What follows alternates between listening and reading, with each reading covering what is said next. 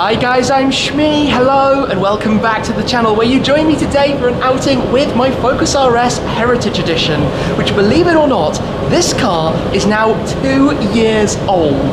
There have been 2 very quick years since the double collection there, both the Red Edition and the Heritage, and this might turn out to be the last ever version of a Focus RS that Ford actually make. We can talk later about the Mark IV, or maybe the lack of a Mark IV as it looks now, but I'm going to be heading over to Little Legends HQ, the home base of Little Legends Cars, the business I announced recently that I've got involved in and have invested in, the half-scale classic petrol and electric cars. They are a lot of fun, but today I need to head out. There are a few parts and things to do with the business that are compulsory. I do in person, some things to do with documentation, contracts, customs. We've got a shipment coming in. We've also just received a few more that I can show you later today, as well as some banking and accounting and that side of things too. Now while I'm there, we also have the tools there that I can use to swap over the wheels on the Heritage. So at the moment it's still on its winter wheels and tyres. In the back, already loaded up, we have the summer wheels and tyres ready to go. There's something fun in the G63 to show you quickly as well. Then we'll get on the road in the RS, chat about the Mark IV, chat about all sorts of things, and head over to Little Legends as well to see what's going on. I do find it funny when I have these two cars together because the colours, well, they're a bit of a contrast. Of course, we know that from the GT8. Blue and orange are kind of the opposite scale of the colour wheel, which means they do in some strange way almost work together, but this is a little bit lighter. Now in the back of the G63, you can spot the steering wheel of the go-kart. The rear seats are currently folded down. That is delicately perched back there. I need to have some more fun with that. But today, of course, we are taking this out, which, like I said, is currently on its winter wheels and tyres. These are the wheels that were originally on the Red RS. So these are the ones that actually were painted gold in the past before I painted them back to the satin black, fitted with the winter tyres. In the back of the car, if we just open it up, have a look back here, you will see I have inside the Richbrook tyre bags the summer wheels and tyres. These are the original ones that actually came with the car to begin with. So those are all loaded up in the back, ready to be put onto the car later on, and then of course I will bring back home these to pop them into my storage locker as well. But on board here, what are we at now with this car? 2 years, 4,462 miles. Yes, it's not a lot. This is fire it into life, but this is, well, this is a proper collector car. Of course, it has a lot of special place in my heart in terms of the history with my Red RS, in terms of the story. You can hear that whistle. That is quite a funny sound. I am going to go to Mount Tune to fit the sound suppression chamber. But of course, if you remember, the Heritage RS is a tribute to the Escort Mark I from 1968. In 1968, in the British Touring Car Championship, the winning car was an Escort in Alan Mann Racing livery, the same scheme that I have on the Ford GT. It all connects back. It's a lovely story, at least for me. Anyway, for now, let's get on the road. Let's take this car over to Little Legends HQ, and I'll explain a little bit more on the way. It's been a cruise out of London and now in the countryside, some nice twisty roads. So what is this story then about the Mark IV Focus RS? So like many people, I'd been looking forward to the new car, the successor to this, following the teasers, bits of information. We were hearing maybe it would have an electrified rear axle, potentially pushing out 400 horsepower or more. Well, unfortunately, Ford have now said there will not be a Mark IV RS. It's not going to happen. It won't exist. It hasn't proven to be, I guess, financially successful enough for them to put it into production. So while we do have the Mark IV Focus, of course, there just won't be the RS flagship version, only the ST.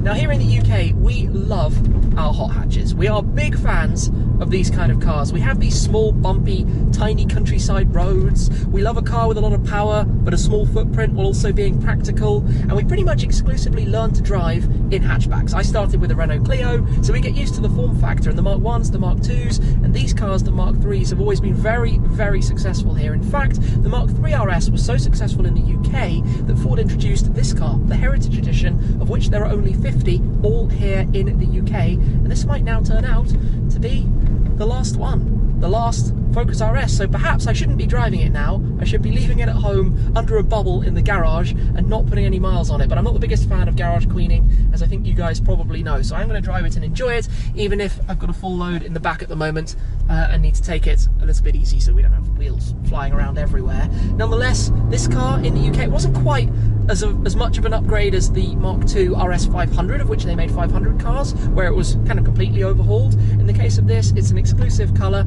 teeth orange paintwork, and you had the Mount Tune 375 horsepower upgrade from factory. I made a few changes on top of those, putting on the black roof, also giving it the orange brake calipers. I kept the original ones, thinking a little bit ahead that this might be a pretty special car in the future, so the original ones are actually in the box, in the back of the car at the moment. I need to pop them away with the wheels later on. So this is a pretty special thing, but I'd like to also talk a little bit, I'm sure you're wondering, about the fact that I'm currently out and about driving. Obviously, every country in the world has different rules and different guidelines. Some countries have quarantines and lockdowns. Here in the UK, we have social distancing guidelines. Now, the UK government actually have a fantastic website that explains everything, plus every single household in the UK received a letter from Boris Johnson, the Prime Minister, along with a leaflet explaining the rules. You have to be aware of social distancing, don't go and visit friends, don't go and visit family, don't go sunbathing in parks. There are a few reasons you're allowed to go out for different things. For example, infrequent grocery shopping, medical needs, daily exercise within or up to an extent, but also going to work if you can't work from home. The government have stressed that it is important for business to carry on, to keep businesses going, which is why they've only closed non-essential shops and public venues. If you can't do your work from home, whether your work is essential or not, they have said that you can go to work. And in the case of today, we have postponed this as long as possible to obviously make sure that we can all stay at home. We're not going to be standing right next to each other, that kind of thing. We're going to be following the social distancing guidelines as specified, but I do want to stress that as per the Chief Medical Officer's advice, we are not breaching guidelines. It is very important that we all work together, but it is also important that businesses, where possible, can carry on. Like many others, I've actually had 2 businesses which have completely come to a stop through this, that aren't running in the slightest. But in the case of Little Legends, we can keep things gently turning over in the background, and that's very important, because ultimately keeping the money flowing, keeping the economy running, keeping things happening is all going to, well, is going to help all of us and put less of a burden and strain on the government at the end of the day. So that is why today I'm out and about in line with the UK guidelines. And I would like to stress again, the link is down below if you'd like to go and read more about the social distancing guidelines here. And I guess it's different in every country, but please do follow the rules where you are. Be safe, and we'll all together be able to help this come through as quickly as possible. And not too far to go now though. We will get there, get all of these things done as quickly as possible, and then well, I'll show you a little bit of the new Little Legends while we're over there as well. National speed limit in a countryside road. Drop some gears, get some cracks, foot down. This car is so quick, honestly. I think I say all the time that about 400 horsepower is all you could possibly need out on the roads. This thing, for getting A to B around the UK, I mean, it does it with a big smile on your face, being conscious of the weight in the back. Lots of cyclists out on the nice roads as well. We've got a bit of a blind corner. You can see around. Yeah, I love those noises. This thing, I mean, I quite like being lucky enough to have the Heritage stock, and then the Red Edition, which is of course a ballistic machine that we'll see back on the channel again soon. Anyway, not far to go, just enjoying the countryside roads too much. We have already dealt with most of the things that need to be sorted out today, but let me show you around and go in to check out these new Little Legends. So outside in the sunshine, the Teeth Orange RS is looking stunning.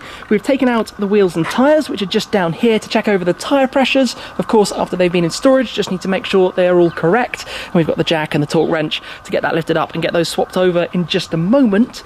But let me come on in where we have the line of Little Legends here in the storage with some new cars. There's also another one I'd like to show you, plus one more that's going to be launching soon. But check these out. How cool is that lineup? Some you might recognize from my previous visit, plus some new ones that are here as well.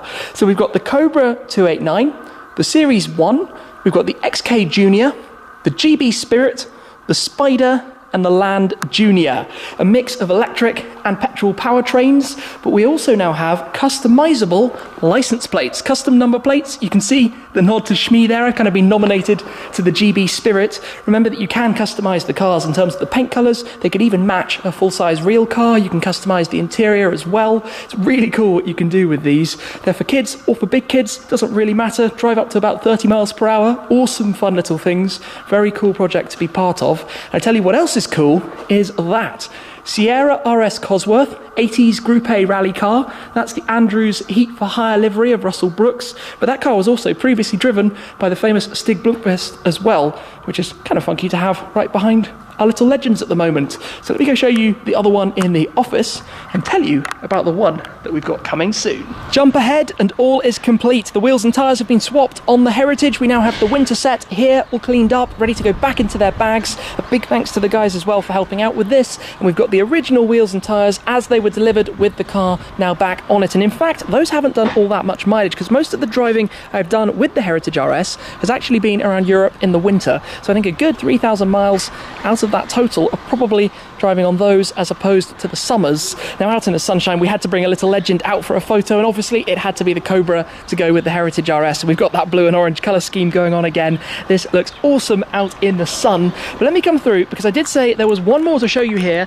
and one more to talk about. So we will come inside where it is lurking and awaiting us. Just inside here we have another of the Series 1s in the light blue, looking stunning. That thing is super cool. Look at the wheels on it as well. Really, really nice. Plus we've also got some little Legends cars, polo shirts as well, and I always love seeing that. But yes, this is really, really cool. They are a lot of fun. Back on the road, but let me tell you about the next little legend to arrive. We're the distributor here in the UK, but I can show you a picture of the 300 SL, which I think is instantly going to jump to my top spot. That looks so cool. The interior, the details, everything about it. So the 300 SL is going to be arriving shortly, and yeah, it's cool. It's very, very cool. Anywho, I've got to go around the corner towards a bank to sort out some things on that side of all of this. As the director of the company, a few things that had to be done to get everything running through correctly at the moment. So I'm gonna head there, get that done, and then obviously head straight back on home from there. And back home in the garage where we started earlier. I have kind of fast forwarded through the entirety of this afternoon. It has not been the most thrilling journey. Of course, the weather is lovely. In fact, it has been stunning today, blue skies and feeling like the start of summer, but the journey has been very much a gentle cruise. Roadworks the entirety of the way along the motorways, 50 miles per hour with the average speed check cameras, and then into London where it's kind of 20, 30, 20, 30, and not exactly the most exciting, but the rare opportunity I've taken out the Focus RS. However, today has been mission success.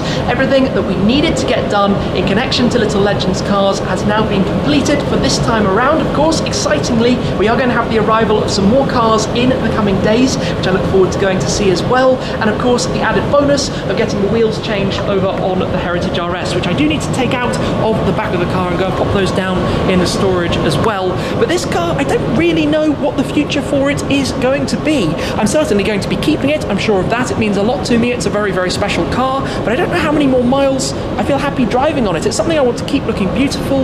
Like I said the other day with the Supra, this car doesn't actually have PPF. Different reasons for this. I just didn't think as a car under 40 grand when it was new that I would put PPF on it. Of course, PPF is quite expensive and it would be slightly distortionate compared to the value of the car, but the value seems to be increasing along the way. I don't really know. We'll see what the future is going to have. I'm sure it's going to do a bit more mileage. I'm not just going to leave it, but we will be seeing the red RS coming back to the garage very soon as well with some new upgrades, and I cannot wait to drive that again, and certainly, hopefully at least in the not too distant future, drive that in anger. It needs to be driven hard. All of this work to do the project, to take it through, to develop, to add things onto it. It is time to drive it in anger and have some fun as well.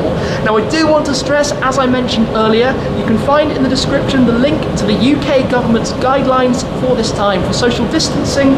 But like I said, they have emphasised that they want to keep businesses running. If you can't do the work from home, you are allowed to travel to do the work. This is not in breach of the UK guidelines. What we need to avoid is going to visit, to hang out with people from other households, to socially or to not socially distance. That is, of course, absolutely vital for all of us to get through this as quickly as possible. So thank you very much for watching. As always, guys, I hope you've enjoyed this kind of random day vlog as we've got a few things sorted. Some more Little Legends to see again soon, though. Of course, now, for me, I need to go and take those wheels out. So thank you very much for watching, and I will see you again very soon. Cheers!